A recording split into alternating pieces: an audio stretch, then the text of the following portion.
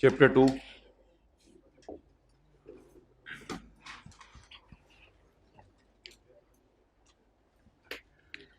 ये जो हमने चीजें पढ़ी थी सारी फेडरल गवर्नमेंट के बारे में पढ़ी थी। अब हम जो चीजें पढ़ने लगे हैं सारी वो प्रोविंशियल गवर्नमेंट के बारे में पढ़ने लगे हैं।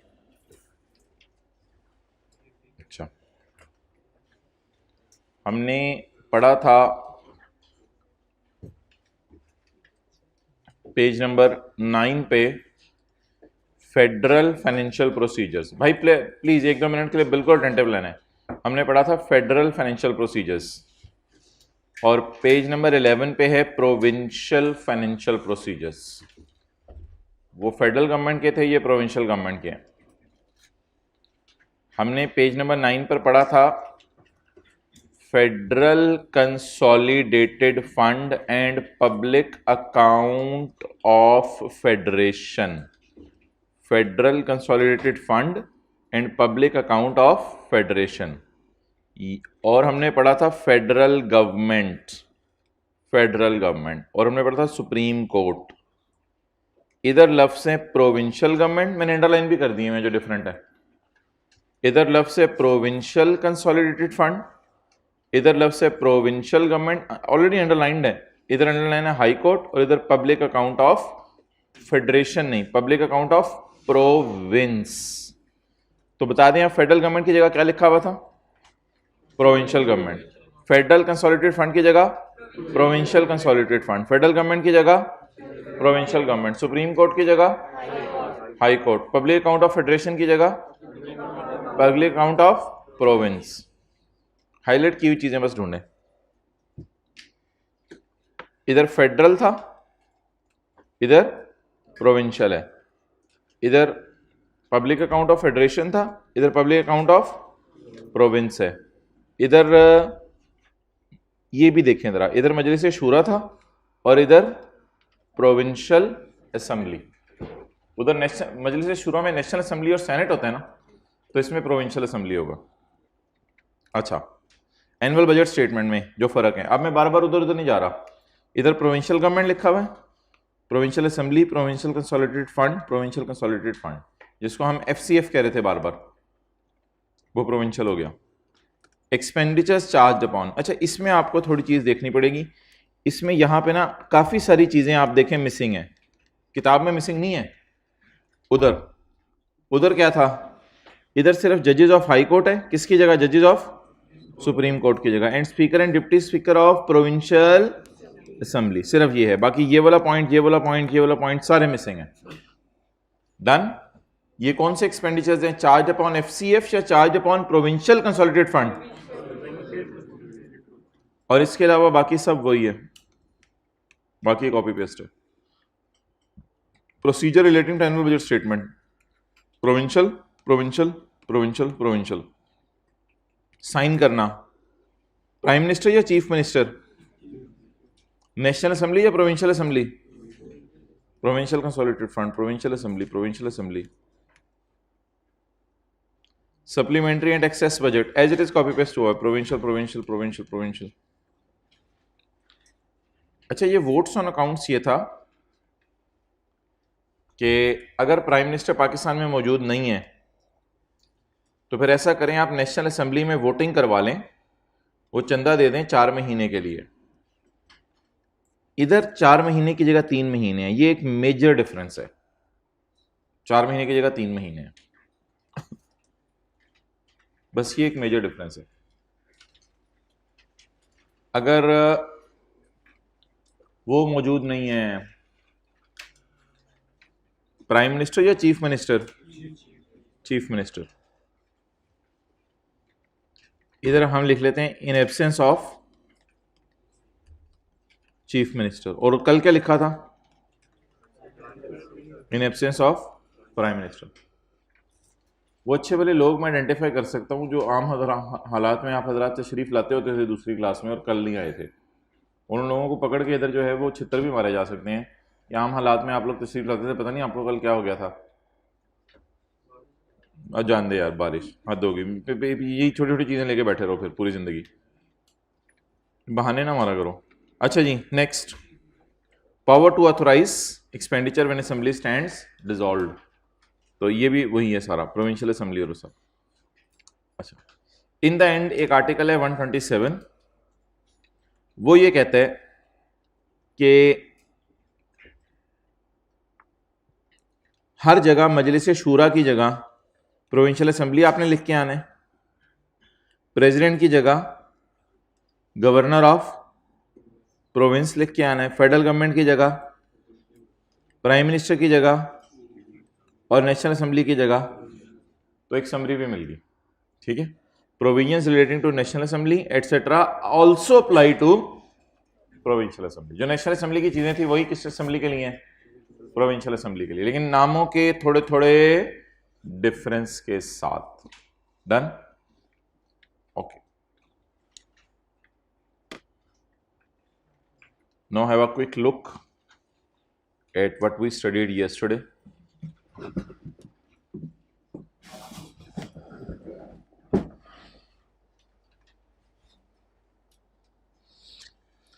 FCF की बास्केट में 3 किस्म के पैसे जाएंगे, सारे रेवेन्यू, सारे लोन्स, और जो कोई लोन आपने दिया हुआ है उससे जो पैसे आए हैं वापस।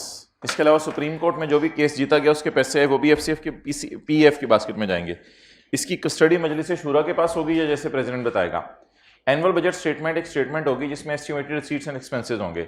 रिसीट्स की बात नहीं हुई डिटेल से, एक्सपेंसेस 2 किस्म के हैं, वो जो कि charge by constitution on FCF, इन खर्चों के साथ लिख लें, expenditure charge upon FCF by constitution, इन खर्चों के साथ जरा लिखें, expenditure charge upon FCF by constitution. ये वो खर्चे हैं जो FCF पे चार्ज किए गए हैं बाय कॉन्स्टिट्यूशन। तो कॉन्स्टिट्यूशन ने जो खर्चे FCF पे चार्ज किए हैं वो ये वाले हैं। इनके अलावा वाले खर्चे जो है वो सड़कें बनाने वाले हैं। तो इन दोनों की डिस्कशन होगी एनुअल बजट स्टेटमेंट में। एक होगी एनुअल बजट स्टेटमेंट, दूसरा होगी इसका प्रोसीजर। प्रोसीजर क्या होगा? प्रोसीजर में मैंने आपको बताया था 81 वाले खर्चों पर डिस्कशन होगी, वोटिंग नहीं होगी, और इनके लिए ग्रांट रेज की जाएगी। इसके बाद थी ऑथेंटिकेशन। ऑथेंटिकेशन में हमने पढ़ा था कि PM साइन करेगा एक शेड्यूल, और शेड्यूल में दोनों किस्म के खर्चों की बात हो रही होगी, और ये शेड्यूल दोबारा ले बिफोर होगा नेशनल असेंबली। उसके बाद हमने पढ़ा था 3 बातें। अगर दौरान साल सेहत के लिए, इलाज के लिए खर्चा कम पड़ जाए, ये जो पैसे ग्रांट किए थे वो ज्यादा हों और खर्चा कम हो और खर्चा ज्यादा हो जाए, ये किसी नई सर्विस के लिए पैसे की जरूरत पड़ जाए, तो सप्लीमेंट्री बजट उसी तरह ले बिफोर होगा national assembly. Votes on accounts, अगर PM पाकिस्तान में मौजूद नहीं है, ये लफ्ज़ आपने नहीं लिखना PM पाकिस्तान में मौजूद नहीं है, आपने इसी के अल्फाज लिखने हैं, तो नेशनल असेंबली ऐसी सूरत में ऑथेंटिकेट कर सकती है 4 महीने के लिए, फिर वोटिंग होगी नेशनल असेंबली में। ये हेडिंग होगी votes on accounts. Power to authorize expenditure when assembly is dissolved, assembly नहीं है सिरे से, फिर ऐसी सूरत में क्या होगा? नेशनल असेंबली है ही नहीं, तो फिर फेडरल गवर्नमेंट फौज के हाथ में होगी, फिर वो ऑथेंटिकेट कर देंगे। सेक्रेटेरिएट्स ऑफ मजलिस शूरा, सेनेट और नेशनल असेंबली के दफ्तर अलग होंगे। इन दफ्तरों में नौकरियां मजलिस शूरा देगा। मजलिस शूरा तो इदारा, इसने क्या नौकरियां देनी है, तो असल में स्पीकर और चेयरमैन नौकरियां देगा। नौकरियां देने के बाद तनख्वाहें और बिजली के बिलों वगैरह की डिटेल है। उसके लिए फाइनेंस कमेटी बनेगी। कल जो हमने दूसरी क्लास में पढ़ा था ना, वो फाइनेंस कमेटी नहीं थी, वो थी NFC, नेशनल फाइनेंस कमीशन। वो बड़े काम करता है, वो सूबों में पैसे तकसीम करता है। फाइनेंस कमेटी तो बहुत एक छोटी सी चीज़ है, वो NFC था। ये फाइनेंस कमेटी का तो छोटा सा काम है। क्या काम है? मुलाजमीन की तनख्वाही और बिजलों के बिल, किस किस के? सेनेट के और नेशनल असेंबली। तो मुलाजमीन की तनख्वाही और बिजली के बिल वगैरह मैनेज करेगी नेशनल असेंबली या सेनेट। लेकिन नेशनल असेंबली सेनेट ने कैसे मैनेज करने हैं, वो तो इदारे हैं। तो आगे जाके उसने बता दिया इसमें स्पीकर और चेयरमैन ही असल में मैनेज करेंगे। तो ये थी सारी कहानी। इसके बाद कल की क्लास में हमने पढ़ा था ये वाला NFC। NFC में बड़ी डिटेल से बात हुई थी। 3 किस्म के लोग होते हैं। किधर में दूसरा लेक्चर ले लिया हुआ है भैया, ले लीजिएगा खुदा के लिए। 3 किस्म के लोग होते हैं, 4 उनकी ड्यूटीज होती हैं। सूबों में पैसे तकसीम करना, चंदा और बोरोइंग पावर। इसके बाद कौन ये सवाल बहुत ज्यादा आता है, कौन कौन से टैक्सेस पार्लियामेंट इकट्ठे कर सकती है, कौन कौन से टैक्सेस पार्लियामेंट इकट्ठे कर सकती है। और उसके बाद कुछ तफसीलात थी। इन द एंड ये था प्रेसिडेंट ऑर्डर देगा, प्रेसिडेंट के ऑर्डर में 3 किस्म की बातें होंगी और आगे ये तफसील आपसे डिटेल से बात हुई थी। फेडरल गवर्नमेंट ने कोई ड्यूटी लगाई गैस निकलने पे या रॉयल्टी ली गैस निकलने पे, फेडरल गवर्नमेंट एफसीएफ की बास्केट में नहीं रखेगी, प्रोविंशियल गवर्नमेंट को दे देगी। फेडरल गवर्नमेंट ने कोई ड्यूटी लगाई, फेडरल गवर्नमेंट ने ऑयल निकलने पे, वो अपने पास नहीं रखेगी, प्रोविंशियल गवर्नमेंट को दे देगी। फेडरल गवर्नमेंट ने कोई नेट प्रॉफिट कमाया बिजली निकलने से, वो अपने पास नहीं रखेगी, वो प्रॉफिट किसको दे देगी, सूबे को दे देगी जहां बिजली निकल रही है।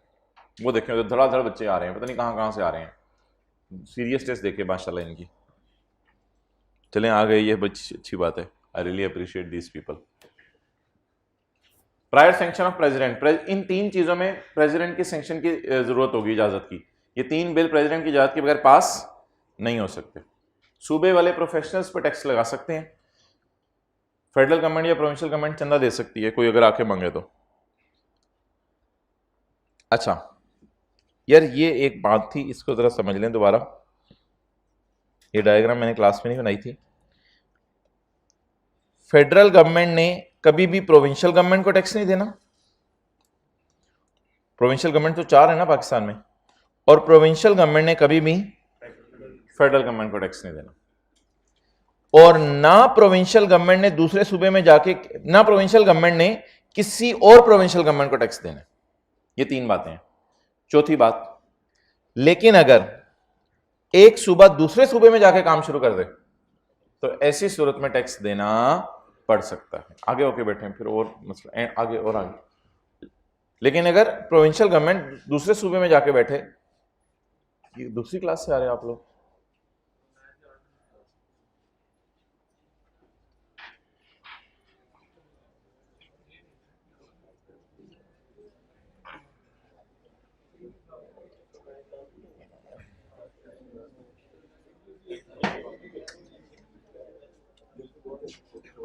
ओके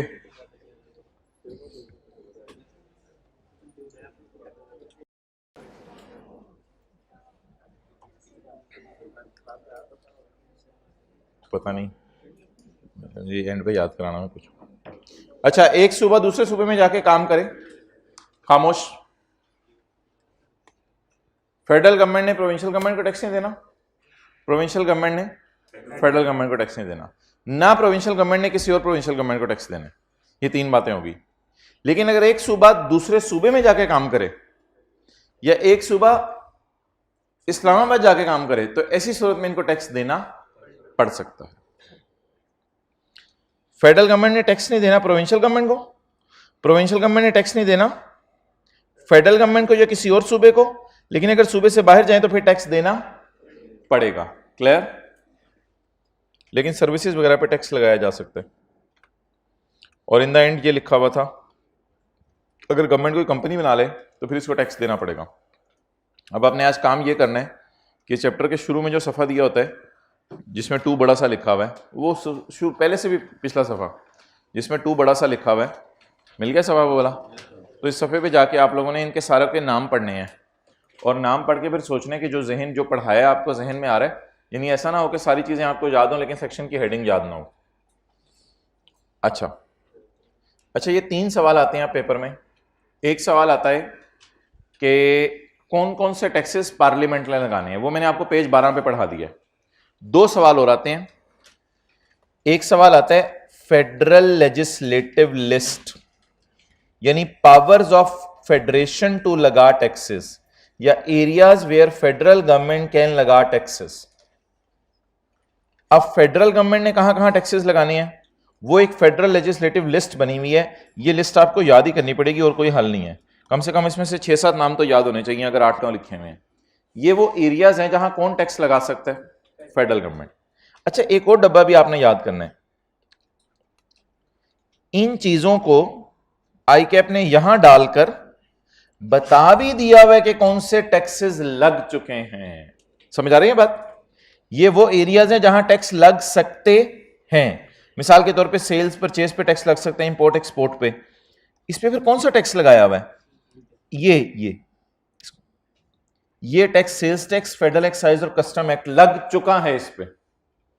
तो थोड़ी सी एफर्ट आज ये करनी है अब आपने जाके, या कल का दिन, इतवार के दिन, कि ये वाली चीजों पर, ये रिपीट हो रही हैं चीजें, ये वाले टैक्सेस लग चुके हैं। डन? ओके। और all taxes other than mentioned above in the federal as contained in constitution are covered in the scope of legislation of provinces।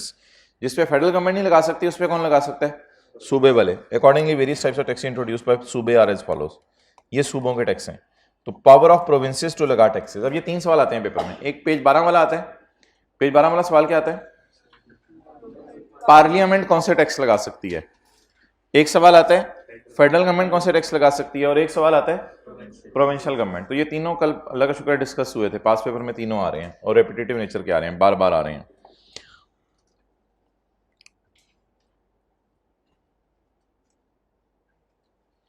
अब ये आज तक हमेशा पेज नंबर 9 और 10 में से सवाल आया है, यानी फेडरल फाइनेंशियल प्रोसीजर्स। 11 और 12 में से कभी सवाल नहीं आया, लेकिन 11-12 का सवाल तो 9 और 10 वाला ही होगा ना। खुदा ना खासा पेपर में सवाल आ जाए एक्सपेंडिचर चार्ज अपॉन FCF नहीं PCF in context of province वगैरह कुछ लिखा होगा उसने फिर। तो ये वाले एक्सपेंडिचर वो हैं, expenditure charge upon PCF। Done?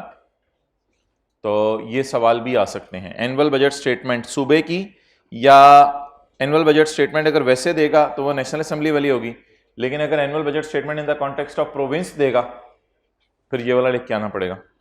अगर पेपर में सवाल आ जाता है ऑथेंटिकेशन ऑफ ऑथराइज्ड एक्सपेंडिचर, तो ऑथेंटिकेशन PM वाली होगी अगर फेडरल गवर्नमेंट का नाम आ जाएगा, लेकिन अगर सूबे का नाम आया या प्रोविंशियल गवर्नमेंट का नाम आया तो फिर ऑथेंटिकेशन ये वाली सारी लिख के आनी पड़ेगी। तो ये जरा आप जहन में रखिएगा, आज तक कभी सवाल आया नहीं लेकिन आ सकता है। यानी पेज नंबर 11 और 12 का जो ऊपर वाला आधा हिस्सा है उसमें से सवाल आया नहीं लेकिन आ सकता है। लेकिन वो सवाल किसके बारे में होगा फिर? फेडरल गवर्नमेंट के बारे में या सूबे के बारे में? तो ये नाम जरा याद कर लीजिएगा। मजलिस शूरा की जगह प्रोविंशियल असेंबली, प्रेसिडेंट की जगह गवर्नर, फेडरल गवर्नमेंट की जगह प्राइम मिनिस्टर की जगह चीफ मिनिस्टर। ना याद हो गए होंगे, नेशनल असेंबली की जगह प्रोविंशियल, और एक जगह 4 महीने की जगह क्या था, लेकिन एक और जगह भी 4 महीने, उधर 3 महीने नहीं है, उधर 4 ही हैं। ये जरा देख लीजिएगा। ओके ठीक है जी, आप हजरात का वेट हो रहा था, आप हजरात सारे तशरीफ़ ले आएँ, अब अल्हम्दुलिल्लाह ला चुके हैं। अब हम दोबारा उसी ज़ील और ज़ेस्ट से सेल्स टैक्स शुरू करने लगे हैं जो हमारा छूटा था। हम चैप्टर 22 पे थे जब आप लोग गए थे, फिर हमने आपके जाने के बाद पता नहीं चैप्टर 23 किया, चैप्टर 16 किया, चैप्टर 13 किया, इधर उधर घूमते रहे कि किसी तरह आप हजरात तशरीफ़ ले आएँ। लेकिन आप हजरात ने भी कसम खा ली थी कि जान चली जाएगी, तशरीफ़ आवरी नहीं होगी। तो अगर आप आज रात आप तशरीफ़ ले ही आए हैं तो फिर मैं भी अब कसर निकाल लूँ। पेज 469 पे आके बिस्मिल्लाह पढ़ के आप सेल्स टैक्स को रिज्यूम करते हैं, जो न्यूमेरिकल पोर्शन हमारा रहता था। बहुत मेहरबानी आप हजरात की, आप तशरीफ़ लाए, आपकी आने वाली नस्लें और आपकी औलादें, ये आपका एहसान आप पे याद। अच्छा जी, डिटर्मिनेशन ऑफ टैक्स लाइबिलिटी, और भी सुननी है तो सुन लें। डिटर्मिनेशन ऑफ टैक्स लाइबिलिटी, ये जी हमारा मेन सेक्शन है सेल्स टैक्स का। टैक्स लाइबिलिटी कैसे निकलती है, पेज 469। डिटर्मिनेशन सर मैर नहीं है आज, यानी हमारे पास क्वेश्चन है एक दूसरी क्लास। अच्छा यार मजे लगे हुए हैं। डिटर्मिनेशन, मुझे क्या बताते तुम्हारे लेक्चर पेंडिंग है, हमें क्या, वो तो बोल रहे हैं ना जिनके साथ साथ इनको टेंशन नहीं। Determination of tax liability, tax liability determine करना। For determining tax liability, tax liability निकालने के लिए क्या मेथोडोलॉजी होगी?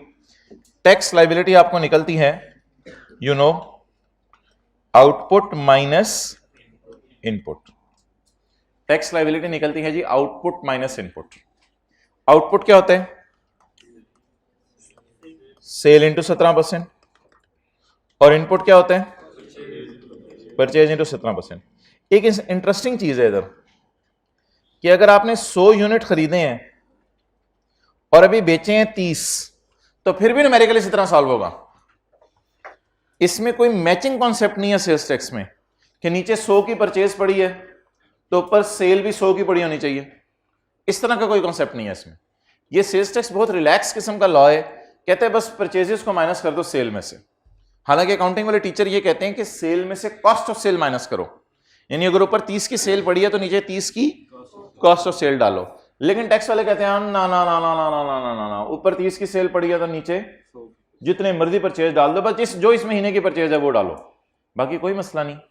100 की परचेज डल गई है, 100 में से 30 बिक गए हैं, बाकी 70 अगले महीने बिक जाएंगे, बाकी 70 अगले महीने सेल में चले जाएंगे। तो सेल्स टैक्स का लॉ बड़ा इजी है।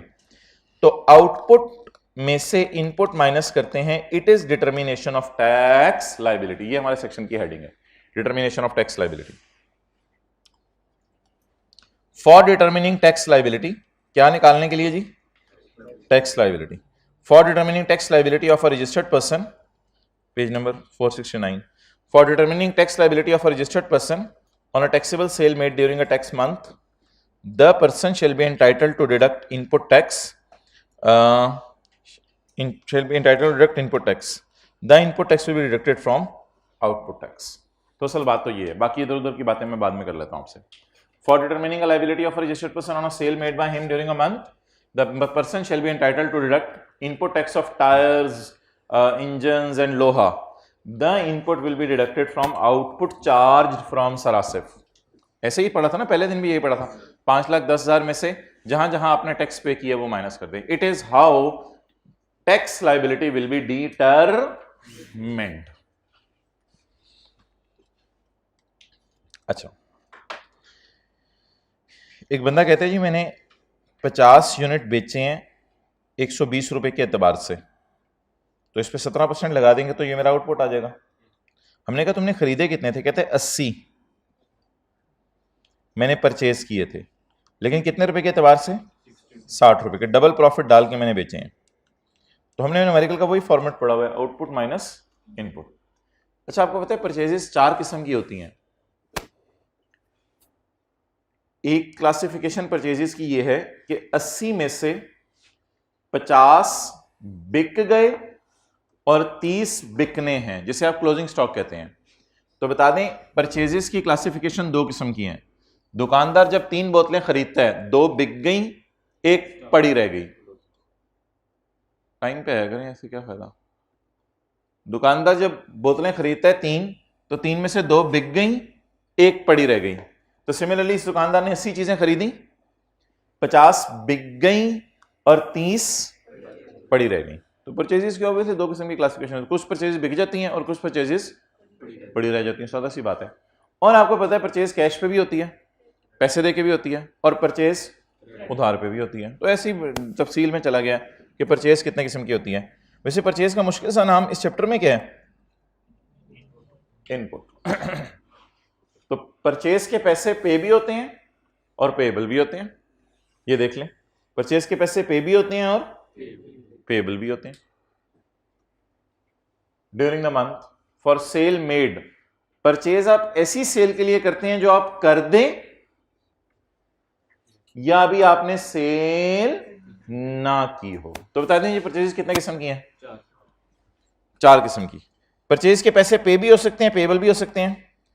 और परचेजेस ऐसी सेल के लिए हैं जो सेल कर दी है या जो कर देंगे। बात खत्म होगी। For determining a tax liability of a registered person on a sale made by him during a month, a person shall be entitled to minus input paid or payable during the month. During the month for sale made or for sale to be, इसको sale करें, for sale made or sale to be made. ये sale made कितनी है? बोल दें यार, आई गई हैं तो इतना भी कर दें, 15, और to be made 30 by him, to be sale made by him, जो उसने करनी है। तो बात असल में ग्रीन लाइन वाली है। The person shall be entitled to minus input, the input will be deducted from output. लेकिन आपने एक ध्यान रखना है कि जो 3% लगाना है ना, वो न्यूमेरिकल के बॉटम पे लगाना है, वो आपने आउटपुट में नहीं लेना, वो आपने बॉटम पे लगाना है 3%। उसकी वजह मैंने आपको ये बताई थी कि अगर 3% आपने ऊपर लगा दिया तो आउटपुट आपका बढ़ जाएगा, उसकी वजह से शायद टैक्स पेयर को फायदा हो। क्यों फायदा हो उस चक्कर में हम नहीं जाते। तो 3% आपने नीचे लगाना है। तो कहते हैं आउटपुट में एक चीज आपने नहीं लेनी, excluding the amount of further tax, excluding the amount of further tax.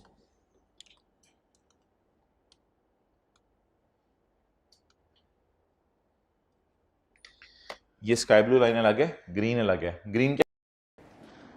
The input will be deducted from output that is due in that tax month. The input will be deducted from output that is payable. Due का मतलब होता है payable. Payable कितने? 1020. The input देखें the 816 will be deducted from 1020 that is payable in that tax month. What is payable in that tax month? 1020. लेकिन उसमें से क्या माइनस कर लेंगे? 816. ये स्काई ब्लू वाली बात क्यों इसने लिखी हुई excluding the amount of further tax? वो उसने इसलिए लिखी हुई है कि जब हम न्यूमेरिकल्स में आएंगे ना, बल्कि आपने अक्सर देखा होगा न्यूमेरिकल्स में, कहते हैं ये आउटपुट को ना फर्दर टैक्स, ये जो फर्दर टैक्स आपको पता है हम 3% लगाते थे, ये एंड पे निकालते थे, कहते हैं इसको आउटपुट का पार्ट ना बना देना. ठीक है, नहीं बनाएंगे हम, तुमने कह दिया तो नहीं बनाएंगे. क्या यही हम करते थे? इसको आउटपुट के साथ लिखते थे या अलग से लाइन डालते थे? तो बस ये कह रहे हैं इसकी लाइन अलग से डालना, इसको इसका पार्ट ना बना देना. इसका पार्ट बनाने से शायद उसको लग रहा है इस कैलकुलेशन में शायद बंदे को फायदा हो जाएगा, जिसको वो फायदा नहीं देना चाह रहा फिलहाल. डन? तो एक लफ्ज से उसको बस ध्यान में रखिएगा, excluding the amount of further tax. बहरहाल ग्रीन वाली लाइन का रिदम ये बन रहा है. द इनपुट कितने जी? 816 will be minus from output that is payable in the month. What is payable in the month? 1020. तो 1020 में से 816 माइनस किया. It is called as determination of tax liability. Section की हेडिंग क्या है? Determination of tax liability. Okay,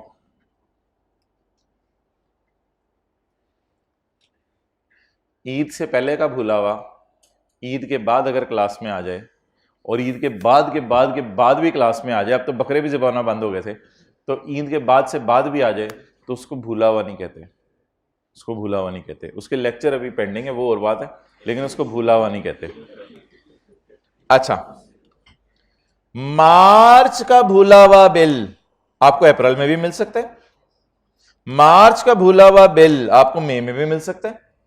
मार्च में आपने carpet की सफाई की थी, उसके नीचे बिल गुम हो गया था, अब दोबारा जुलाई में कारपेट की सफाई की तो आपको तब मिल गया. तो भूला हुई परचेज का बिल कभी भी आपको मिल सकता है. तो होंडा एटलस कार ने टायर परचेज किए. होंडा एटलस कार अब कह रही है हुकूमत को कि मैंने टायर परचेज किए हैं, मुझे परचेज रिकॉर्ड करने दो. गवर्नमेंट कह रही है बिल दिखाओ. होंडा एटलस कार कह रही है बिल गुम गया है. तो हुकूमत कह रही है कि भूला हुआ बिल आपको अगले महीने याद आ जाए, या उससे अगले, या उससे अगले, या उससे अगले, या उससे अगले, या उससे अगले, जब मर्जी आपको याद आ जाए इन 6 महीनों में आप उस भूली हुई परचेज को रिकॉर्ड कर सकते हो. लेकिन इसके बाद अगर आपको भूला हुआ बिल मिले फिर हम आपकी परचेज डेड कर देंगे, उस बिल को हम बिल नहीं मानेंगे. ये नहीं कि 1990 में बैठे हैं और 1970 का बिल आपको भूला हुआ मिल रहा है. ये भूला हुआ बिल नहीं है, ये पता नहीं क्या है. फिर डन होगी बात. तो भूली हुई परचेज को किस महीने में रिकॉर्ड कर सकते हैं? छठे महीने में या किसी भी 6 महीने में? किसी भी 6 महीने में. अम्मी कहें बेटा 4 घंटे में दही ले आओ, तो चौथे घंटे में लाना है या किसी भी वक्त ला सकते हैं? किसी भी वक्त ला सकते हैं. तो ये प्लीज अंडरस्टैंडिंग आपने गलत नहीं बनानी कि छठे महीने में भूली हुई परचेज रिकॉर्ड करनी है. ये ब्लंडर होगी अंडरस्टैंडिंग. भूली हुई परचेज 6 महीने में कभी भी रिकॉर्ड कर लें, लेकिन उस महीने को बीच में नहीं गिनना. मार्च वाले को किस महीने को गिनना है? उससे अगले वालों. अच्छा, परचेजेस रिकॉर्ड ना करने की वजह क्या हो सकती है? परचेज रिकॉर्ड करना आप भूल क्यों सकते हैं? Reasons Y. इनपुट तो मुश्किल लफ्ज होता है ना, आप भी परचेज पढ़ते हैं घर में समझने के लिए. Reasons Y purchase is not deducted in the relevant month. क्या रीजन होती है कि परचेज रेलेवेंट महीने में माइनस ना हो सकी हो? Forget to record purchase. Forgot नहीं होना चाहिए था वैसे. Forgot to record purchase, purchase record करना भूल गए, यानी बिल पड़ा हुआ है लेकिन आंखों के सामने धुंधला सा हो गया है, पता नहीं, नजर ही नहीं आ रहा.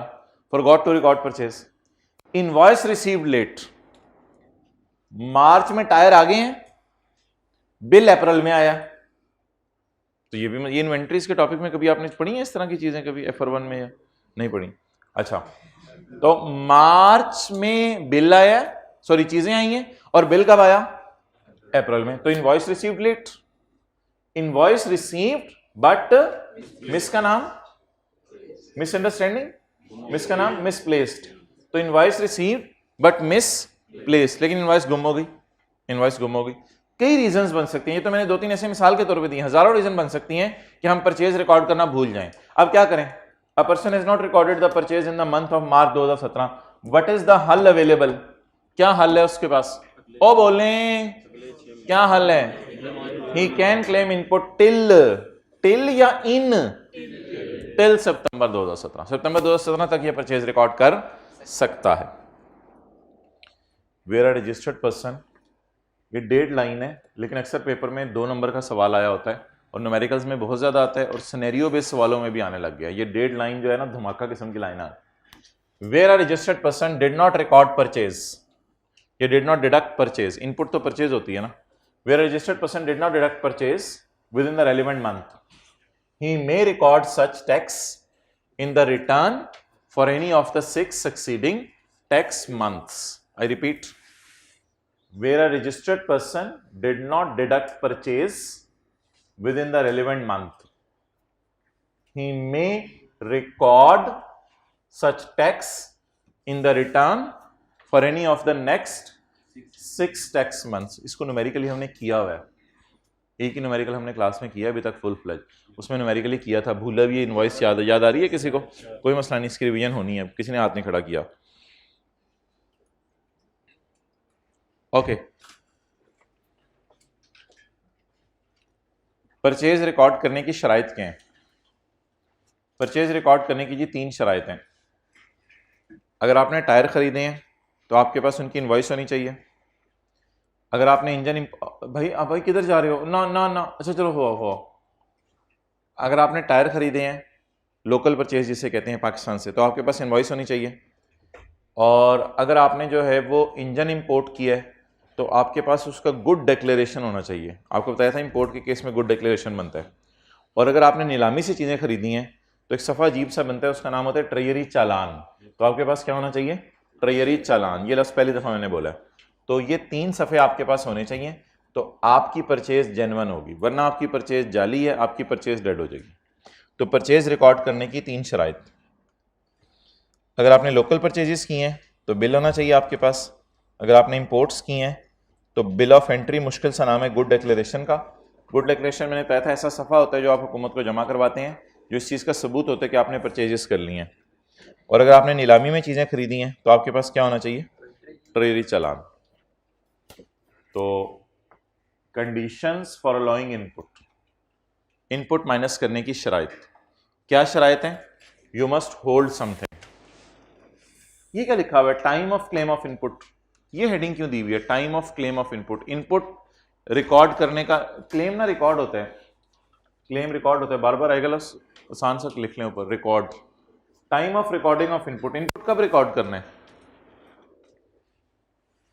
ये हेडिंग क्यों है इसकी? मैं आपसे पूछना चाह रहा हूं ये हेडिंग क्यों है इसकी? जब तक इनवॉइस नहीं आएगी तब तक आप रिकॉर्ड नहीं कर सकते परचेज। तो ये टाइम ही हो गया ना, time of claim of input, यानी किस वक्त रिकॉर्ड करो, जब इनवॉइस आ जाए।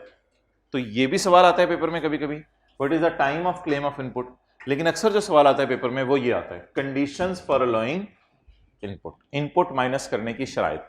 तो इनपुट माइनस करने की शराइत क्या है? आपके पास क्या होना चाहिए? बिल होना चाहिए, इनवॉइस होनी चाहिए, बिल होना चाहिए। या फिर इनपुट माइनस कब करें? जब बिल आ जाए। इन case of tyre purchases made by Honda from general tyre, in case of tyre purchases made by Honda, और लिखा करें यार जल्दी जल्दी, इन case of tyre purchases made by Honda from general tyre अपनी तरफ से डाल दें क्योंकि वो किसी लाइन का मतलब नहीं है। इन case of tyre purchases made by Honda from general tyre, Honda holds, Honda अगर इस परचेज को रिकॉर्ड करना चाहती है तो होंडा शुड होल्ड, होल्ड का मतलब होता है अपने हाथ में पकड़ना है आपने, होल्ड का मतलब ये है आपने बिल अपने हाथ में पकड़ा हुआ है। होंडा होल्ड्स, होंडा, हाँ बिल तो मेरे हाथ में रहा ना, होंडा होल्ड्स आ टैक्स इनवॉइस, इस पे होंडा ने टैक्स इनवॉइस होल्ड करनी है, अपने पास रखनी है। होंडा होल्ड्स आ टैक्स इनवॉइस, इस पे उसका नाम लिखा होगा होंडा का, and having his registration number, इस पे उसका नंबर लिखा होगा। इन रिस्पेक्ट ऑफ सच परचेज, ये सप्लाई ना परचेज के माने में है, इधर कॉन्टेक्स्ट भी कभी चीज का बताता है। In respect of date purchase, तो परचेज के मामले में आपके पास बिल होना चाहिए जिस बिल पे आपका नाम लिखा हो और आपका रजिस्ट्रेशन नंबर लिखा हो।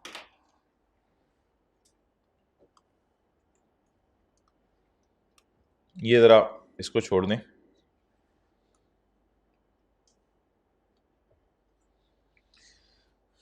आगे पढ़ें।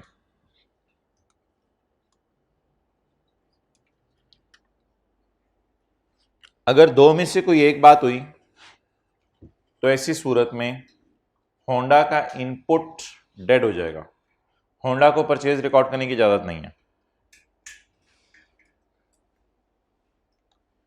जो परचेज होंडा ने अपनी रिटर्न में डाली है, बातें करें आप लोग, सो रहे हैं। जो परचेज होंडा ने अपनी रिटर्न में डाली है, अगर वो सेल जनरल टायर अपनी रिटर्न में ना शो करे तो ये गलत बात है ना फिर, कि होंडा दावा करे मेरी परचेज है, उसको दावा करना चाहिए कि ये मेरी, लेकिन वो नहीं दावा करा तो ये तो गलत बात है फिर ये कौन सा बिल है? तो दोनों पर बिल को तुम लोगों ने बनाने की कोशिश की है। एक और जुर्म पढ़ें, या होंडा जनरल टायर को 1,17,000 में से 17,000 भी दे। होंडा तो 1,17,000 दे आएगा ना, टायर खरीदेगा तो 17,000 भी उसमें डाल के दे आएगा। होंडा जनरल टायर को 17,000 दे और जनरल टायर आगे गवर्नमेंट को जमा ना कराए, तो ये दो सजाएं अलग अलग, ये दो जुर्म अलग अलग हो गए। इन दोनों की सजा क्या मिलेगी? तो होंडा इस परचेज को रिकॉर्ड नहीं कर सकता। तो दो शराइत और पूरी होनी चाहिए। खाली आपके हाथ में बिल होना काफी नहीं है, खाली आपके हाथ में 1,17,000 वाला बिल होना काफी नहीं है। अगर आप हुकूमत को कहते हैं हुकूमत ये देखो टायर पड़े हुए हैं, ये देखो इन टायरों का बिल, ये देखो मेरा नाम, ये देखो 1,00,000, ये देखो 17,000, सब कुछ हुकूमत को कह दें, हुकूमत सवाल पूछे तो तुमने परचेज में डाल लिया है अपनी रिटर्न में, उसने सेल में नहीं डाला, होंडा कहेगा इसमें मेरा क्या कसूर है? शर्म नहीं आती है ऐसे बंदों से जाके चीजें खरीदते हो?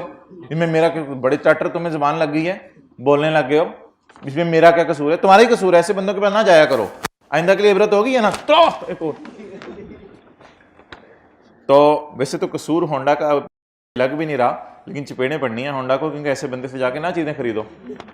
तो जिस चीज को किसने परचेज में नहीं डाला, सॉरी किसने परचेज में डाल लिया?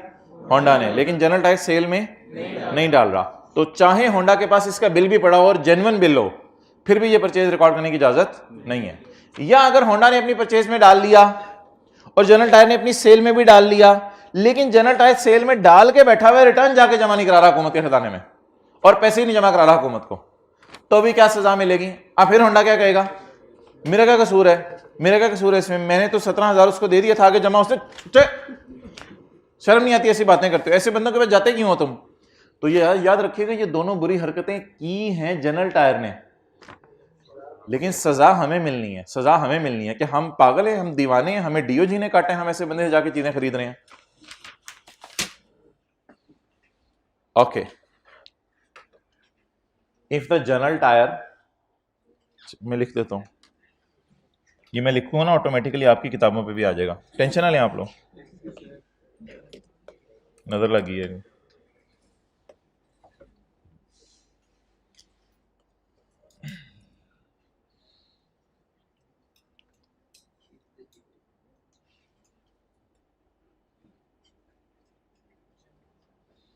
अच्छा, टेस्ट में ना आज एक एग्रीकल्चर का मैंने न्यूमेरिकल डाला है, और एक जो है ना चैप्टर 22 में से कोई एक दो थ्योरी के सवाल हैं, वो तो आपको रनिंग में चैप्टर आज के टेस्ट में, तो वो आप ज़रा अकेले में बैठ के ना ज़रा दे दीजिएगा टेस्ट रूम में। एग्रीकल्चर का सवाल तो कर ही जाएंगे ना न्यूमेरिकल, वो तो करके ही जाएंगे ना।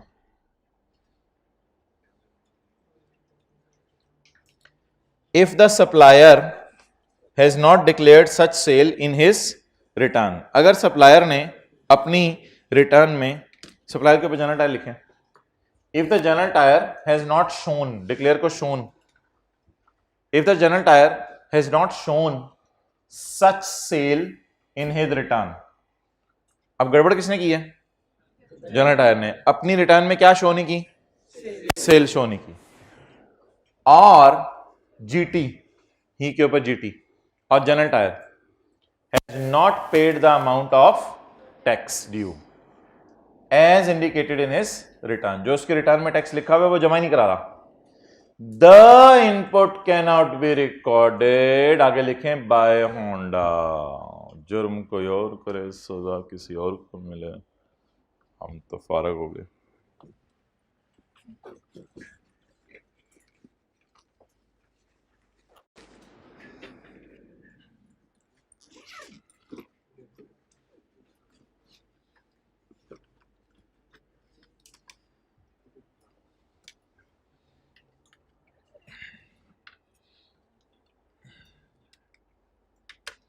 ओके, समझ आ गया जी? येलो वाला मैंने होल्ड में रखा हुआ है, अब इसको याद कर लें जरा। इन case of tyre purchase made bye Honda, document क्या रिक्वायर्ड है? Honda should hold a bill in his name and having his registration number in respect of such purchase. If the general tire has not declared such sale in his return or he has not paid the tax due payable जो होता है as indicated in his return, their input cannot be recorded by आगे लिख लिया Honda. Honda इस input को record नहीं कर सकता। और अगर होंडा ने इंजन इंपोर्ट किया है तो उधर ज्यादा तफसीलात कोई नहीं है, उधर ये वाली डेडलाइन चल जाएगी, ये जो यहां याद किया है। He holds a bill of entry or good declaration in his name having his registration number। Registration number की जगह जहां तफसील आ गई है sales exchange number, it should be properly cleared by custom authorities. ये नया ऑफ साइड हो गया और ये भी इंग्लिश वही वाली है। ही होल्ड्स टैक्स इनवॉइस की जगह treasury challan in his name having his registration, having bearing card का कोई मसला नहीं, having his registration number, showing payment of sales. ये थोड़ा सा नया ऑफ साइड हुआ है, showing payment of sales tax, ये लफ्ज़ पहले नहीं था, showing payment of sales tax. तो ये 5 नंबर का सवाल आता है थ्योरी का अक्सर।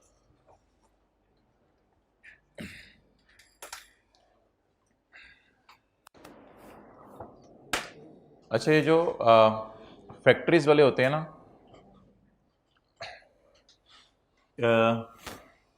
ये जब बिजली परचेज करते हैं ना, यानी बिजली का बिल आता है, उसमें भी कुछ सेल्स टैक्स पे करते हैं, वो भी इनका इनपुट होता है।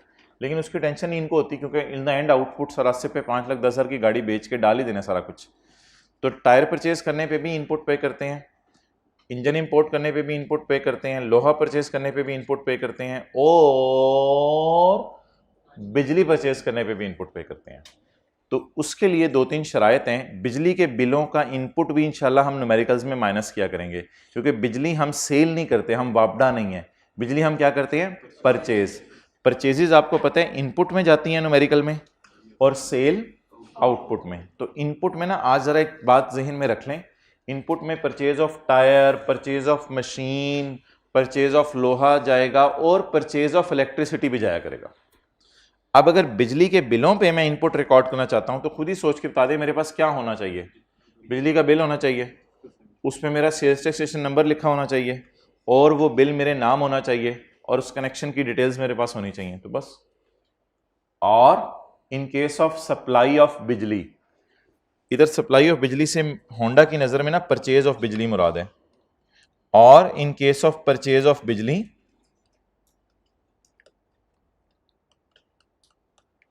और इन केस ऑफ परचेज ऑफ बिजली और gas, he holds a bill.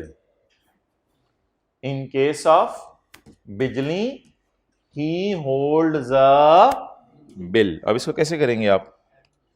He holds a bill, उसके पास एक बिल होना चाहिए, ही होल्ड्स अ बिल, उसके ऊपर क्या होना चाहिए? आगे वही बात, बेयरिंग या having his registration number and the address where the connection is installed. तो ये येलो वाली लाइन ना लॉ में नहीं आई थी, ये लॉ में पहले नहीं थी, पहले लॉ के अंदर वही वाली लाइनें थी जो मैंने आपको पढ़ा दी, येलो वाली लाइन बिल्कुल नहीं आई। तो ये बिल्कुल अलग सी बात है। He holds in case of बिजली का बिल आ bill bearing his number 1 and having his address where the connection is installed. चलें जी, वो आ गया भाईजान जिसका इंतजार था, जिसकी वजह से सारे न्यूमेरिकल हमारे रुक के बैठे हुए थे। कई दफ़ा मैंने सोचा क्लास में न्यूमेरिकल करा दूं सेल्स टैक्स का, आप लोग गए हैं आपके पीछे से, लेकिन ये सेक्शन नहीं पढ़ाया हुआ था। Tax credit not allowed, purchases not allowed. असल में टैक्स क्रेडिट इनपुट के लिए यूज होता है इस स्टैंडर्ड में। Input not allowed, purchases not allowed. इस तरह का सेक्शन हमने पढ़ा था बिजनेस के चैप्टर में, उसका नाम क्या था? Deductions not allowed. तो इधर देखें, इनपुट भी तो एक तरह की डिडक्शन ही है, माइनस नहीं हो रहा इनपुट, तो इनपुट भी एक तरह की डिडक्शन ही है। तो डिडक्शंस नॉट अलाउड या इनपुट्स। 1.5 से 2.5 एक न्यूमेरिकल कर लेते हैं, 2.5 से 3.5 एक न्यूमेरिकल कर लेते हैं। अगर आपके लेक्चर पेंडिंग है तो बाकियों का क्या कसूर है? उनको तो अगस्त में आप रिलैक्स होकर पढ़ने दें। आप सारों के पेंडिंग है।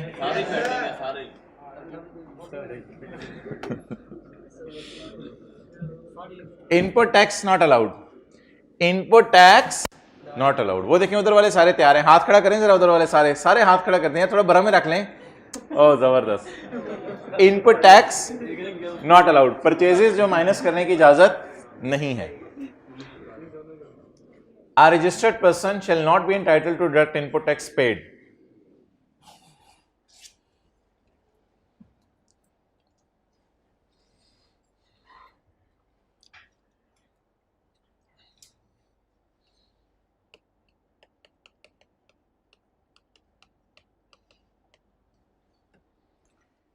अच्छा मोहतरम, अब मैंने कहा है आज मेन कॉन्सेप्ट्स हैं सारे हमारी क्लास के।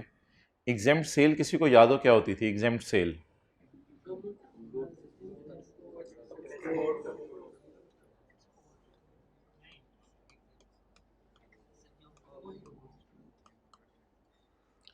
अच्छा, इसमें आज मेन बात सुन लें। एग्जेम्प्ट सेल में कुछ गुड्स एग्जेम्प्ट हैं और कुछ पर्सन्स एग्जेम्प्ट हैं। कुछ गुड्स एग्जेम्प्ट हैं, कुछ पर्सन्स एग्जेम्प्ट हैं। गुड्स कौन सी एग्जेम्प्ट हैं? जैसे मैंने आपको कह दिया था गोट है, या एक चीज़ मैंने आपको बताई थी एक दफ़ा, होली कुरान है, पता नहीं आपकी क्लास में बताई थी या दूसरी में बताई थी, होली कुरान है। इसके अलावा मैंने आपको बता दिया था पल्सेस हैं, दालें हैं, एंड एटसेट्रा। कोई लिस्ट होगी, ये लिस्ट हमें याद नहीं करनी प्लीज़। तो कुछ गुड्स एग्जेम्प्ट होती हैं बाय डिफॉल्ट, हुकूमत चाहती है इस पर टैक्स ना लगे। कि अगर आप गोट बना रहे हो, गोट बेच रहे हो तो इस पर टैक्स ना लगे, हुकूमत चाहती है इस पर टैक्स ना लगे। अगर दालें हैं तो हुकूमत चाहती है बिकें तो टैक्स ना लगे। कुछ पर्सन्स टैक्स ऐसे हैं जिनकी सेल एग्जेम्प्ट है। Sale by cottage industry, sale by cottage industry, cottage industry की सेल भी माफ है। कॉटेज इंडस्ट्री कौन है? कुछ छोटी सी इंडस्ट्री है जिसकी साल की सेल 10 मिलियन से कम में, जिसके एम्प्लॉइज 10 या उससे कम में, जो घरों के झुरमुट में फैक्ट्री खोले बैठे और कमर्शियल बिजली का बिल ना लगाओ, बिजली का मीटर ना लगाओ। तो ये 4 शराइत अगर आप पूरी करते हैं तो आप क्या हैं? अब अगर कॉटेज इंडस्ट्री है तो छोटी सी इंडस्ट्री है।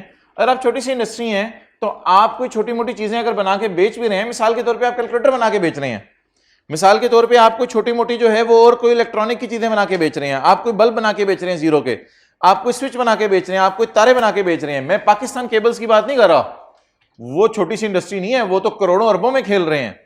आप जो है वो छोटी सी इंडस्ट्री है, हल्की फुल्की को तारे बना के बेच रहे हैं। तो मजे की बात सुने, कहीं से आप तारें खरीदेंगे टैक्सेबल होंगी पाकिस्तान में, कहीं से तारें खरीदेंगे एग्जाम्प्ट होंगी। अगर बेचने वाला कौन है तारें?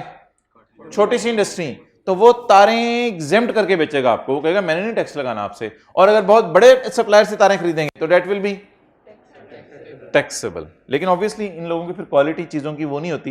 अब आप कहेंगे फिर तो सारी कॉटेज इंडस्ट्री, इनकी क्वालिटी चीज़ों की वो नहीं होती जिसकी वजह से लोग इनकी चीज़ें नहीं खरीदते। लेकिन बहरहाल इनकी सेल क्या है? एग्जेम्प्ट। तो याद रखिएगा, एग्जेम्प्ट से मुराद कोई गुड्स नहीं है, कई दफ़ा कोई पर्सन्स भी एग्जेम्प्ट है। अब ये बंदा जो मर्जी चीज़ बना दे वो क्या होगी? कल कला को ये एक बंदे वाली गाड़ी लॉन्च कर दे, कि एक बंदे वाली गाड़ी लॉन्च कर दी इसने, और वो कितने की बेच रहा है जी? 3 लाख रुपए की बेच रहा है, ये भी एग्जाम्प्ट होगी अगर साल की सेल 10 मिलियन से। Got it? तो कॉटेज इंडस्ट्री की सेल भी एग्जाम्प्ट है। अगर आप नोट कर लेंगे तो आपकी मेहरबानी होगी, आपकी नस्लों पे एहसान होगा।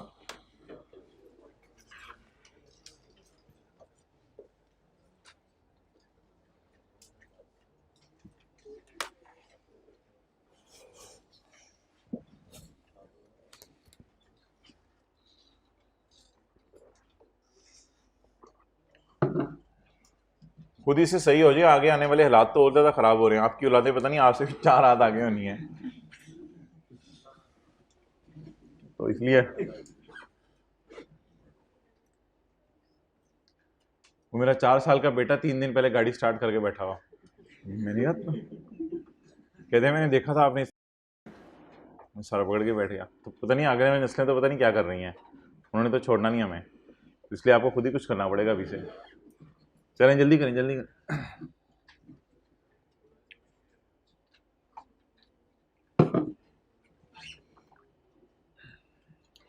आज अफमान भाई भी सही मजे में बैठे हुए हैं, हंस खेल रहे हैं माशाल्लाह, पेंडिंग लेक्चर नहीं है इनकी इस वजह से।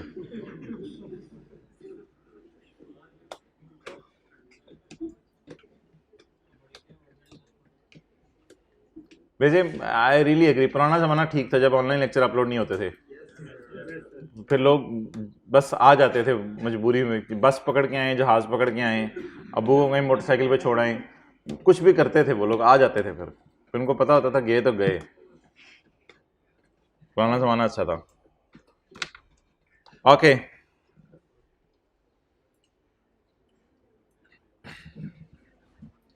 अच्छा भाई, एक बात याद रखिएगा, मैं आपको बता चुका हूं, एग्जेम्प्ट सेल वाले का इनपुट डेड होता है। एग्जेम्प्ट सेल वाले का इनपुट क्या होता है? डेड होता है। अगर ये जो एग्जेम्प्ट सेल वाला है, कॉटेज इंडस्ट्री है, अगर ये कोई जीरो के बल्ब बेचता है तो आउटपुट उसका जीरो लूंगा, जीरो रेट लूंगा या क्रॉस लूंगा? क्रॉस। लेकिन अगर ये बोलता भी रहे कि मैंने 10 रुपए का इनपुट पे किया था, किस मौके पे? जब मैंने जीरो के बल्ब के अंदर कोई मोटर लगानी थी, जीरो के बल्ब के अंदर कोई मशीन लगानी थी, जीरो के बल्ब के अंदर कोई उसका बल्ब खरीदना था, तो मुझे परचेज पे 17 पे करना पड़ा था। तो भाईजान आपको चपेड़े मारी जाएंगी और आपको ये इनपुट क्या हो जाएगा? एग्जेम्प्ट सेल वाले का इनपुट क्या होता है? डेड होता है। अच्छा एक बात और सुन लें, अगर कॉटेज इंडस्ट्री को ज्यादा तकलीफ हो रही है ना कि मेरी परचेजेस आप डेड कर रहे हैं, तो फिर कॉटेज इंडस्ट्री अपने आप को आके रजिस्टर करा सकती है। रजिस्टर कराना मना नहीं है, अगर आप छोटी इंडस्ट्री हैं कोई मसला नहीं है, अपने आप को आके रजिस्टर कराएं, लेकिन हम आपको कह नहीं रहे वैसे आपको रजिस्टर कराएं, मर्जी है आपकी। ये एक बहुत बड़ी बात मैंने आपको बता दी। हमने ये पढ़ा हुआ है कॉटेज इंडस्ट्री ने अपने आप को रजिस्टर नहीं करवाना, लेकिन अगर आके करवा ले फिर आपकी मर्जी है, फिर आप परचेज पे 17 पे करें, सेल पे भी 17 लोगों से लें और फिर आप नॉर्मल तरीके से न्यूमेरिकल सॉल्व करें, वो आपकी मर्जी है। लेकिन as a general rule cottage industry वाले इतने वेले नहीं होते अपने आप को रजिस्टर कराएं, और इनके इनपुट बेचारों के क्या होते रहते हैं? डेड। लेकिन इसका भी हल मैंने आपको बता दिया था। इन्वेंट्रीज का स्टैंडर्ड है IS 2, वो ये कहता है कि अगर आपके कोई टैक्स नॉन रिफंडेबल है, डेड हो जाना है, तो उसको एसेट की कॉस्ट में डाल दो, और कॉस्ट में डाल के कॉस्ट बढ़ा दो, कॉस्ट बढ़ा दो कि ऑब्वियसली फिर सेल महंगी करके आप कस्टमर से रिकवर कर लो। तो इसलिए इतनी परेशानी वाली बात नहीं कि इसका इनपुट डेड हो रहा है तो बेचारे के साथ जुल्म हो रहा है। The goods used in, ये तो मुश्किल सा लफ्ज़ है ना, अदर देन टैक्सेबल सेल, इसका मतलब तो एग्जेम्प्ट सेल है ना, अदर देन टैक्स।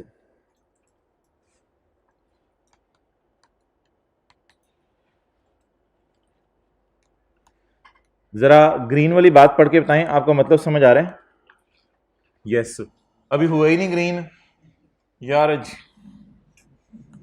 जा रहा हूं मैं, जा रहा हूं। ग्रीन वाली बात पढ़ के बताएं, मतलब समझ आ रहा है? वो जो बल्ब वाली मिसाल दी है मैंने, द गुड्स यूज्ड इन, साई की तरफ देखा करें, the goods used in exempt sale made by him.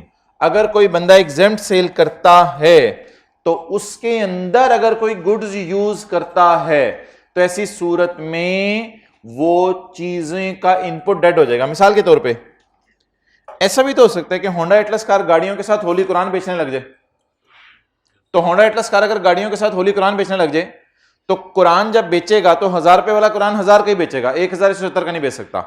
लेकिन अगर कागज पे, गत्ते पे, धागे पे कोई इनपुट पे किया हुआ है तो वो बेचारे का क्या हो जाएगा? डेड हो जाएगा। इसी तरह ये तो मैंने आपको होली कुरान से गुड्स की एक मिसाल दे दी, इसी तरह इधर भी मैंने आपको मिसाल दी है।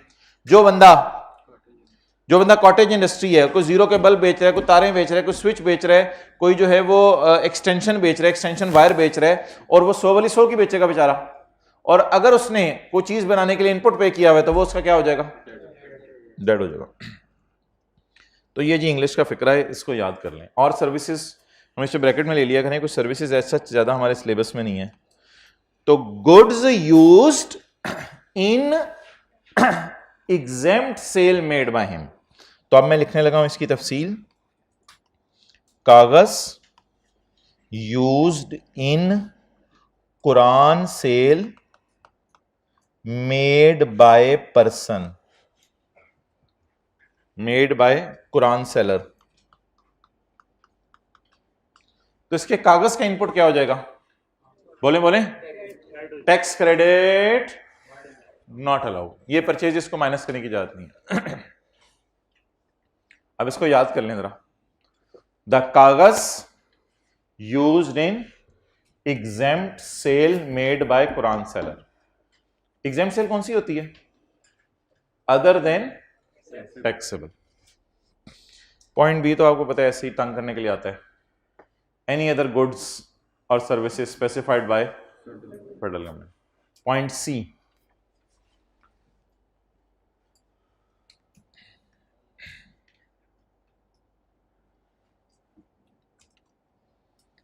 एक हमने पढ़ा था एक्स्ट्रा टैक्स। एक्स्ट्रा टैक्स ये हार्मफुल गुड्स के ऊपर मैंने आपको बताया था होता है एक्स्ट्रा टैक्स। आपने परचेज की 100 जमा 17 जमा 5, कोई हार्मफुल गुड्स थी तो हुकूमत ने उन पर टैक्स किया हुआ था 22%। तो और बाद में आपने इन चीज़ों को सेल कर दिया, 100 रुपये वाली चीज़ 130 की बेच देते हैं।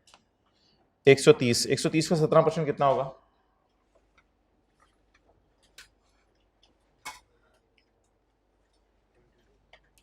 एग्जैक्ट बताओ, 22.1। लेकिन जब आपने सेल की चीज तो वो हार्मफुल नहीं थी, क्योंकि आपने उसमें ऐसी प्रोसेसिंग की थी, कोई ऐसी चीज की थी क्या वो हार्मफुल नहीं रही थी। लेकिन आपने जब परचेज की थी तब वो क्या थी, हार्मफुल थी, जिसकी वजह से इस पे आपने क्या पे किया था, एक्स्ट्रा टैक्स। अब आपका न्यूमेरिकल कैसे सॉल्व होगा, न्यूमेरिकल का फेस 22.1 माइनस 17, जुल्म हो गया आप पे, आपका 5 रुपए डेड हो गया है।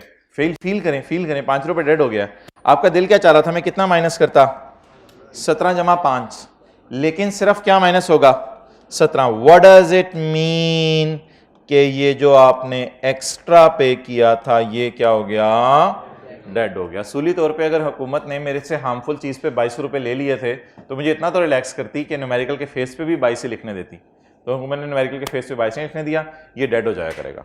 तो पे कितना करके आए, 22 माइनस कितना करेंगे, 17। आउटपुट तो वही रिकवर जो होता है कस्टमर से।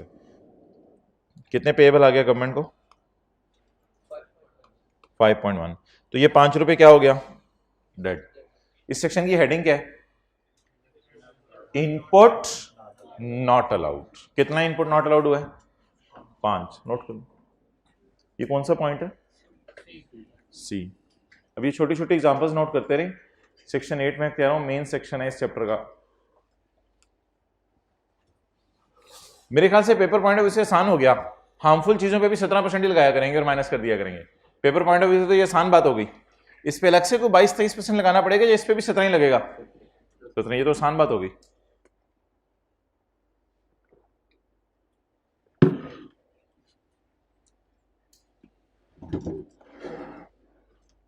यार आप किस इलाके के हो, ये भाई, हाँ भाई आपको पता है कि ननकाना के हैं, ये नहीं पता आपको ननकाना के हैं, ये वो उधर पीछे देखें, वो भी ननकाना के हैं। अब मिलोगे इनसे तो थोड़ा सा आगे साथ ले जाना उसको, कोई मसला जब भी डालना क्लास के बाद आप, ठीक है। तो यार ये ननकाना खड़ा है और तू रोजाना आ रहे थे, आके ले लेने थे। ननकाना से बंदा रोजाना आ सकता है, ननकाना से लोग जॉब करने आते हैं लाहौर रोजाना, आते हैं, देख लो वो कह रहे आते हैं। यार दही बना देते हो आप लोग अपनी। अच्छा, the goods on which extra tax is paid in addition to normal tax. अच्छा, देखने में ना ये लग रहा है कि गुड्स पे पूरा डिसअलाउ हो जाएगा, एक्स्ट्रा डिसअलाउ होगा असल में। The goods on which extra tax is paid in addition to, जो इन एडिशन टू नॉर्मल है वो डिसअलाउ होगा। अच्छा यार, सीए तो आपको पता है हमने कर लिया हुआ है, देखें जरा, सीए हमने कर लिया हुआ है यार, अभी उर्दू में पढ़ाया आपको। Tyres on which sales tax has not been deposited in government treasury by the general tyre. The tyres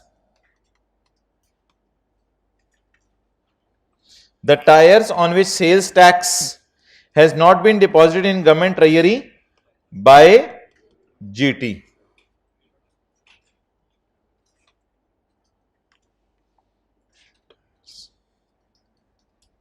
तो इसको आप ऐसे लाइन खींच के ना, सीए को, ये जो बात लिखी है ये वाली, ये ना होंडा जनरल टायर को टैक्स दे दिया और वो आगे गवर्नमेंट को जमा नहीं करवाया, ये उर्दू में लिखा हुआ है पॉइंट, तो इसके ऊपर भी आप सीए लिख सकते हैं, होंडा जनरल टायर को और जमा ना कराए।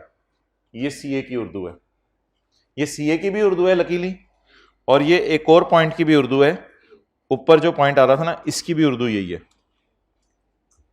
तो जिस चीज पर मैं होंडा टैक्स जमा करवा दूं 1,17,000 पे 17,000, लेकिन आगे जनरल टायर जमा ना करवाए तो सजा मुझे मिलेगी। क्या मेरा इनपुट क्या हो जाएगा?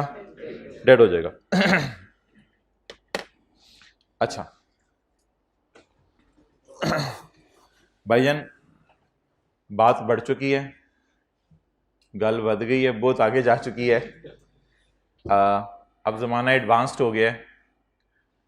अब तो परचेजेस सिस्टम सीधी सीधी आपके डेड कर देता है, क्योंकि सिस्टम आजकल आ गया हुआ है, सबने इलेक्ट्रॉनिक सेल्स टैक्स रिटर्न जमा करानी होती है।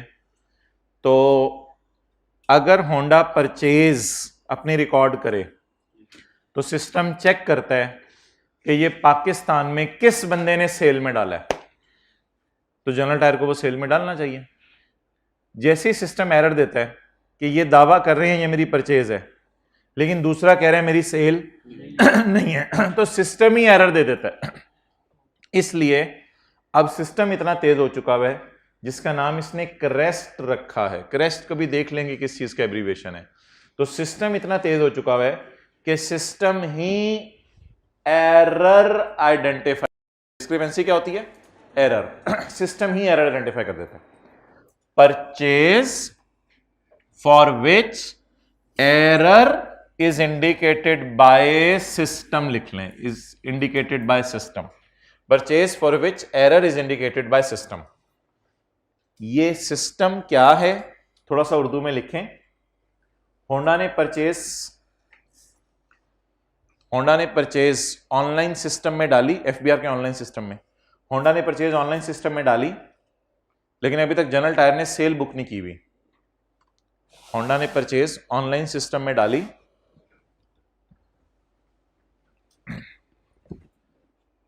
लेकिन अभी तक जनरल टायर ने सेल बुक करने में सुस्ती की है। अभी सेल बुक करना बेचारा भूल गया है। कर ले नोट्स सारे, मेहरबानी होगी। होंडा ने परचेज सिस्टम में डाली, लेकिन जनरल टायर सेल बुक करने में सुस्ती कर रहा है।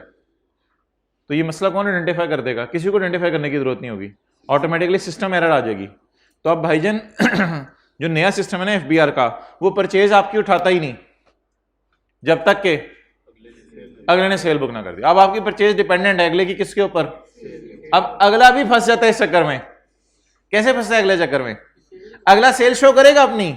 अब जो लोग 2 नंबरियां करते थे अपनी सेल ही शो नहीं करते थे ताकि टैक्स बचे हमारा, तो बेचारा परचेज करने वाला रो रहा होता है, ओ भाईजान मैंने परचेज बुक करनी है क्योंकि उसके लिए परचेज माइनस होनी है, उसको बेनिफिट मिलना है। तो ऐसा फंसाया सिस्टम के जरिए आजकल लोगों को कि परचेज करने वाला सेल करने वाले की मिन्नतें कर रहा होता है, खुदा के लिए अपनी सेल बुक कर ले। क्यों? तूने मेरी अपनी सेल बुक की तो मेरी क्या बुक हो जाएगी? परचेज बुक हो जाएगी। तो परचेज फॉर विच मसला इज इंडिकेटेड बाय क्रस्ट, दूसरी लाइन का भी यही मतलब है, purchase for which input is not verifiable in supply chain. इसका मतलब लिख लें, सप्लाई चेन क्या होती है, wholesaler, dealer, retailer, manufacturer, importer, याद है सप्लाई चेन पूरी पड़ी थी। तो लिखें, होंडा ने परचेज रिकॉर्ड कर लिया, पाकिस्तान का कोई बंदा इसको सेल में नहीं डाल रहा, कोई भी सेल नहीं मान रहा, तो चेन में कोई भी मान ही नहीं रहा मेरी सेल है, तो फिर ये परचेज नहीं है। लिखें, होंडा ने परचेज बुक कर लिया, पाकिस्तान का कोई बंदा भी इसको अपनी सेल नहीं मान रहा,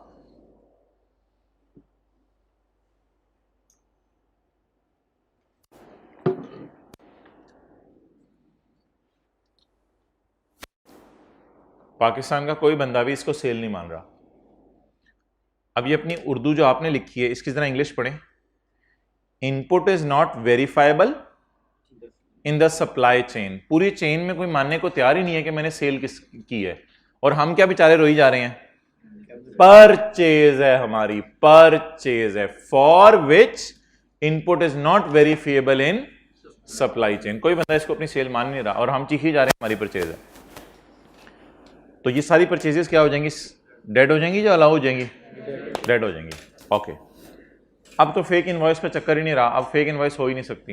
पुराने ज़माने में जाली बिल भी बन जाते थे, जाली बिल बन जाते थे, सिस्टम से पता नहीं चलते थे, तो आजकल तो जाली बिल बन ही नहीं सकता, अगर जाली बिल बन भी जाए तो वो तो ऊपर वाले पॉइंट में ही पकड़ा जाना है, सिस्टम नहीं पहले पकड़ के फारक कर देना, तो जाली बिल आप बना के करेंगे क्या, तो जाली बिल तो वैसे ही नहीं बन सकते। लेकिन बहरहाल फिर भी अगर आप जाली बिल बनाने की कोशिश करें और आप सिस्टम भी हैक कर लें एफबीआर का, तो जाली बिल माइनस करने की इजाज़त नहीं है। ये भी हमने न्यूमेरिकल में पढ़ा था, और एक परचेजेस में ये जाली बिल पड़ा हुआ था, हमने पढ़ा रहने दिया था या माइनस किया था, नहीं फेक इनवॉइस माइनस कर दी थी। ये परचेज अलाउ होगी या डेड हो जाएगी, डेड हो जाएगी। अक्सर बच्चे जब पेपर में ये सवाल आते हैं ना थ्योरी का 4-5 नंबर का, सबसे पहले फेक इनवॉइस लिखते हैं, 1 नंबर तो मिले। Point number E, purchase made by registered person who fails to furnish the information required by board. ये भी ऐसी पॉइंट है, ये क्या न्यूमेरिकली टेस्ट होने। डॉलेंस का ऑडिट स्टार्ट हुआ, and Dawlance refused to show records, Dawlance ने रिकॉर्ड दिखाने से इनकार कर दिया। डॉलेंस का न्यूमेरिकल कैसे सॉल्व होगा, आउटपुट 2 करोड़, इनपुट 1 करोड़, 2 करोड़ आपको पे करना पड़ेगा, आपका सारा इनपुट डेड हो जाएगा। जिस बंदे का ऑडिट शुरू हो और वो अपने रिकॉर्ड दिखाने से इनकार कर दे, तो बस वो सेल ही सेल कर रहा है, उसकी परचेज सारी क्या कर दी जाएगी, डेड कर दी जाएगी। वरना रिकॉर्ड दिखाओ, अपने रिकॉर्ड दिखाओ। तो जो बंदा अपने रिकॉर्ड दिखाने से इनकार कर दे उसे सजा क्या मिलेगी, उसका न्यूमेरिकल सॉल्व होगा सेल इंटू 17%, बस यही आपका पेबल टू गवर्नमेंट है। अब आप भागे भागे जाएंगे, हुकूमत कहेंगे ये लो मेरे रिकॉर्ड, होना आ गए हो। नहीं हुकूमत, ये बहुत ज्यादा ही कर दिया आपने हमारे साथ, हमारे तो जेन्युइन बिल हैं, हमारे परचेजेस जेन्युइन है सारे, और सिस्टम भी इनको इंश्योर करे, कोई फेक इनवॉइस नहीं है, तो लाके दिखाओ। फिर तुम रिकॉर्ड्स दिखाने से क्यों डर रहे हो अपने। तो जो बंदा अपने रिकॉर्ड दिखाने से इनकार कर देगा उसका न्यूमेरिकल ऐसे सॉल्व होगा। तो इसलिए ऐसा न्यूमेरिकल पेपर में नहीं आएगा आसान सा, सेल इंटू 17% लगा के न्यूमेरिकल खत्म हो गया। Dawlance audit started and Dawlance refuse to show records.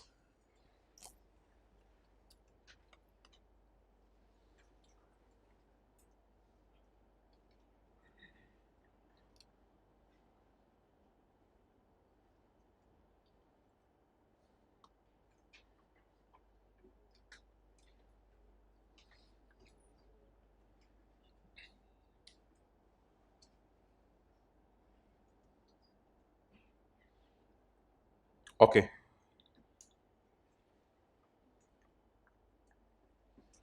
Point F is same as A.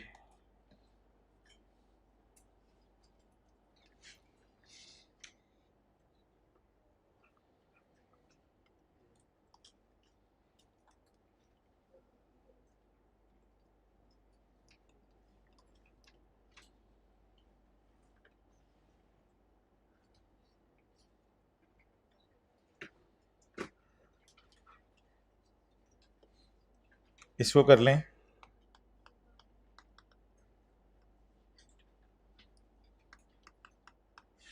काट के ना आसान कर लें।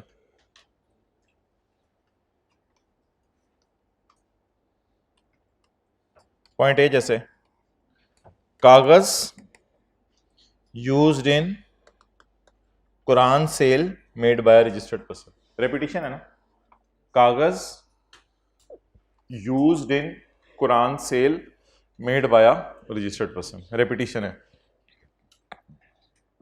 क्योंकि कुरान की सेल एग्जाम्प्ट है तो उसका इनपुट भी डेड हो जाएगा।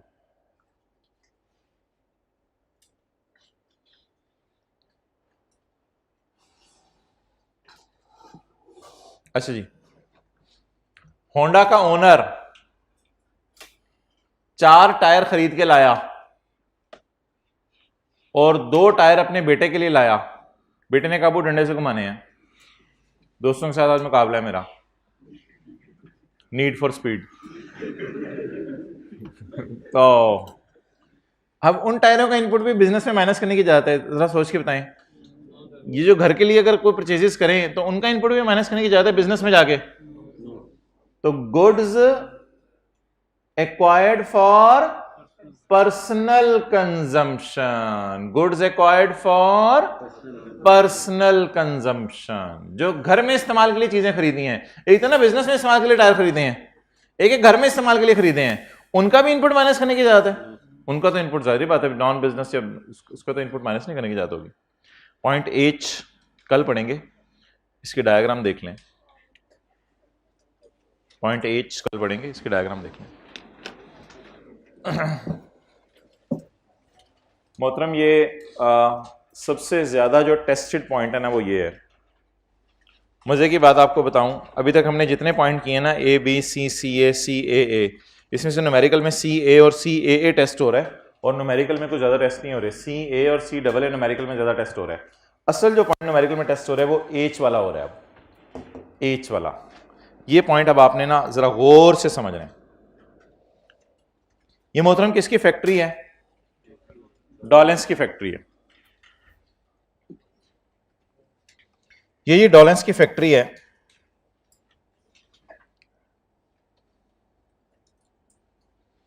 ये इसकी फैक्ट्री की बिल्डिंग है। इधर रेड कलर की क्या लगी हुई है? अंदर ब्रिक्स लगी हुई है। क्या लगी हुई है? ब्रिक्स लगी हुई है। यानी मैं आज आपको दीवार के अंदर ले गया हूं। कैमरा इधर करो। दीवार के अंदर यू मे फाइंड अनारकली अंदर चुनवाई गई थी। पता नहीं बात सही है या नहीं, दीवार भी नहीं लोग खोलने देते बोलिए अब। अच्छा, तो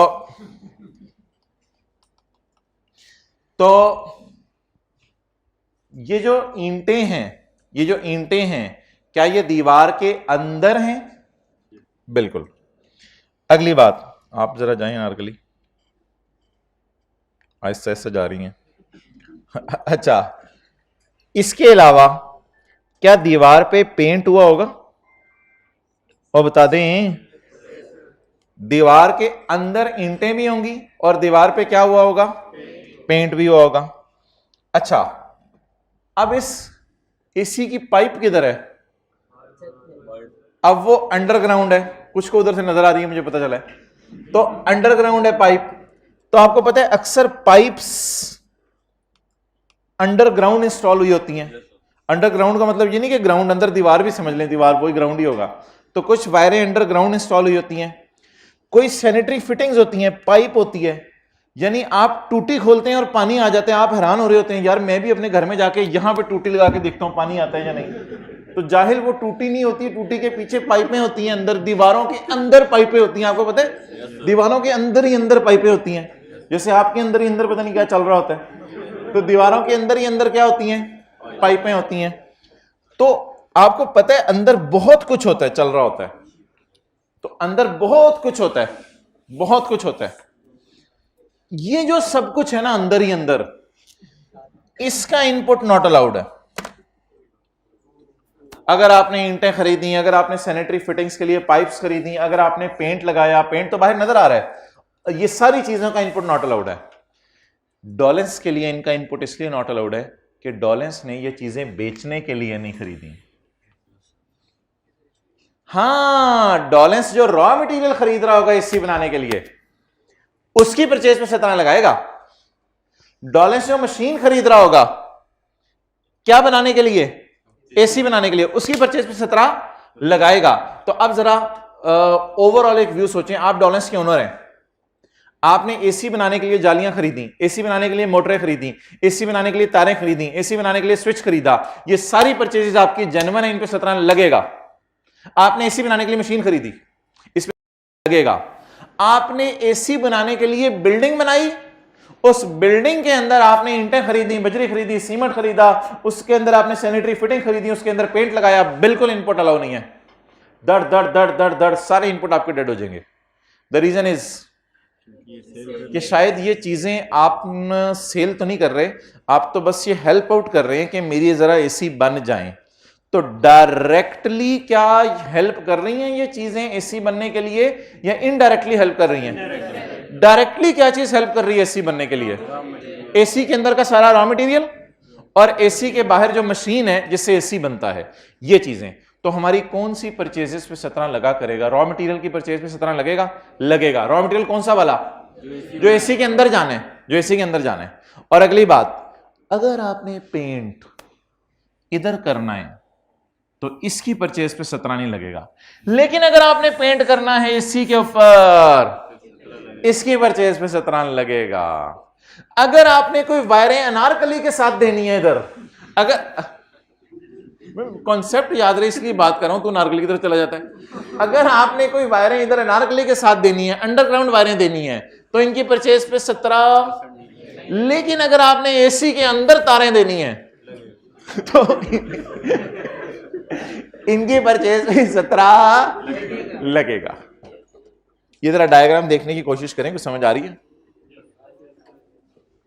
डॉलेंस की क्या है? ये फैक्ट्री है, ये इसका बिल्डिंग मटेरियल है, क्रॉस इनपुट डिसल हो जाएगा। ये वायर्स एंड केबल्स बनाने की कोशिश की है हमने, इसका इनपुट भी, ये हमने बाहर पेंट किया है मॉडर्न, पेंट का इनपुट भी डेड हो जाएगा। ये तो मुझे कोई बड़ी चीज लग रही है। मशीन, मशीन का इनपुट क्या हो जाएगा? अलाउ हो जाएगा। और ये जो रॉ मटेरियल है इसका इनपुट भी अलाउ हो जाएगा। कांटे का मतलब है Bablu, input is not allowed. जहां जहां कांटा लगा हुआ है, जीरो कांटा, तो इसका क्या मतलब है? Input is not allowed. यार ये छोटी छोटी बातें ऐसे याद रह जाती हैं। अनारकली बना लें जरा, घर में किसने देखना है? अनारकली बना लें जो याद रहेगी। तो अनारकली के साथ साथ जो भी चीजें हैं ना, उनका इनपुट क्या करना है आपने? बोले बोले बोले, डेड कर देना। अब कुछ को पता ही नहीं ये स्टोरी क्या है, तो उनको छोड़ें, उनकी टेंशन ना लिया करें। वो लोग जो पहले बातें करती वो समझ लें। ठीक है जी, क्लियर हो गया? ठीक है, साथ वाले को अब ले जाएं आप। किस टाइम आएंगे दोबारा? फिर अगले हफ्ते 2 दफा टर्म टेस्ट चल रहे होंगे, लेकिन फिर अगले हफ्ते 2 दफा करना पड़ेगा। आज तो टेस्ट है ना, एग्रीकल्चर वाला सवाल है यार। उधर रुको भाई यार, आ जाओ यार आज दूसरी दफा। इतने प्यार से बुला